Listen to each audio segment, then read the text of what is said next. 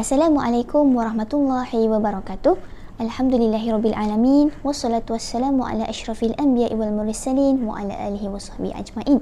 Alhamdulillah, kembali bersama saya Nurul Sabrina binti Abdul Razak, dan insya-Allah hari ini kita akan bincangkan satu kupasan tajuk yang menarik juga, iaitu bagaimana cara Barat membahagikan orang Islam.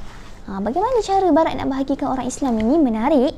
Ianya merujuk kepada kajian Rand. Siapakah Rand ini?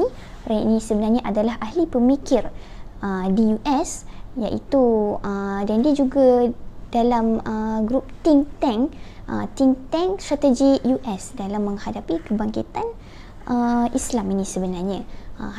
Dan dia sebenarnya membuat kajian terhadap seluruh masyarakat Islam di dunia ini, dan maka terhasillah bukunya iaitu Civil Democratic Islam, di mana dalam buku inilah menceritakan bagaimana dia membahagikan orang Islam ini kepada beberapa bahagian. Okey, yang pertamanya Barat membahagikan Islam ini kepada 4, iaitu yang pertama adalah golongan fundamentalis Islam, kemudian yang kedua golongan tradisionalis, dan yang ketiga golongan modernis, dan yang keempat golongan sekular. Okey, kita tengok yang pertama. Okey, siapakah golongan fundamentalis ini? Okey, fundamentalis ini adalah bermaksud asas, iaitu kembali kepada basic agama. Okey, kenapa mereka ni Barat ni sangat tidak suka dengan golongan fundamentalis ni? Kerana bagi mereka golongan fundamentalis inilah yang menyebabkan mereka berada di zaman kegelapan. Zaman kegelapan. Di mana sebelum mereka menghadapi zaman Renaissance dulu, mereka melalui zaman kegelapan dahulu. So mereka memang tidak sukalah fundamentalis ni. So apa ciri fundamentalis Islam ni? Okey, yang pertamanya, mereka ni orang Islam fundamentalis ni terdiri daripada golongan orang yang berpolitik, yang melibatkan diri mereka dalam berpolitik, yang ini mampu menguasai politik dan menjadi pemimpin di negara Islam tersebut. Apabila mereka menguasai negara Islam tersebut, mereka menjalankan pemerintahan itu secara tertegak mengikut acuan Islam. Mereka juga menolak nilai-nilai Barat seperti hak asasi manusia.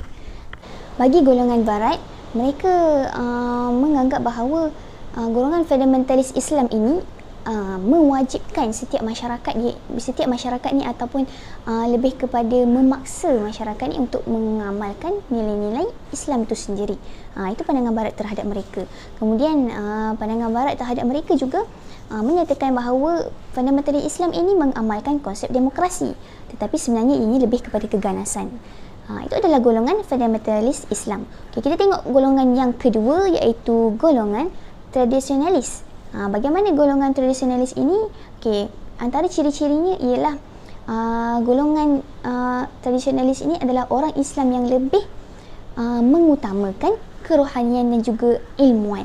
Di mana mereka ini sebenarnya kurang melibatkan diri dalam bidang politik, dan lebih kepada rohani dan juga ilmu lah. Kalau ada pun yang melibatkan diri mereka dalam bidang politik, tapi pastinya mereka akan menekankan konsep kerohanian itu lebih.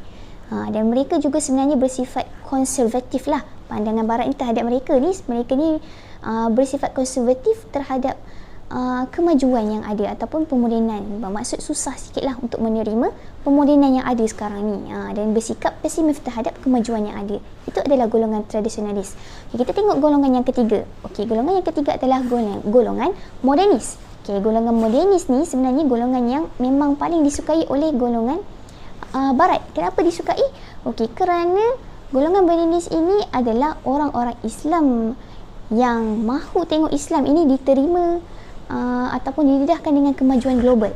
Apabila umat Islam ini didedahkan ataupun diterima bersama dengan kemajuan global, maka adanya bagi Barat ini, golongan modernis ini membawa tafsiran baru untuk mengaplikasikan ataupun membawa pemikiran Barat ataupun nilai-nilai Barat dan juga hak asasi manusia itu untuk diamalkan dan diterima.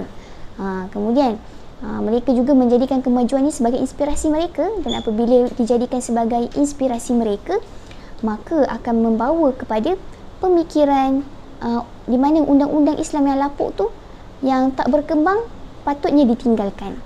Sepatutnya maka akan terbentuklah pemikiran-pemikiran seperti sekular, liberal dan juga pluralism. Dan golongan inilah, golongan modernis ni yang paling disukai oleh golongan barat. Itu adalah golongan yang ketiga. Kita tengok golongan yang keempat, iaitu golongan sekular. Bagaimana dengan golongan sekular ini? Seperti yang kita tahu, sebenarnya golongan sekular ini adalah golongan yang memisahkan antara agama dan juga kehidupan dia. Memang pisahkan teruslah agama Islam ke agama apa-apa pun dengan kehidupan dia. Itu adalah golongan yang sekular. Macam golongan modernis tadi, kita tahulah ada juga nilai keislamannya tu. Tapi kalau untuk sekular ini, dia memisahkan terus. Masyarakat Islam ini memisahkan agama terus dalam kehidupan dia. Di mana mereka ini lebih mengikut acuan barat. So golongan seperti ini tidaklah dikatakan golongan barat menyukai mereka, kerana ada juga golongan sekular ini yang tidak menerima Islam tetapi tidak juga menyokong mereka. Maka ada juga golongan sekular yang mereka tidak suka. So di antara keempat-empat jenis pembahagian ini, ini adalah pandangan barat terhadap pembahagian masyarakat umat Islam. Seperti yang pertama tadi, fundamentalis, dan yang kedua tradisionalis, yang ketiga modernis, dan yang keempat sekular. So keempat-empat ini sebenarnya membentuk strategi baru bagi mereka sebenarnya, iaitu New Orientalism. Strategi baru untuk apa? Sebenarnya strategi baru mereka untuk menghancurkan fundamentalis Islam sebenarnya, untuk memerangilah, kerana dengan alasan mereka ini sebenarnya fundamentalis Islam ini adalah pengganas. Itu sahaja daripada saya. Assalamualaikum warahmatullahi wabarakatuh.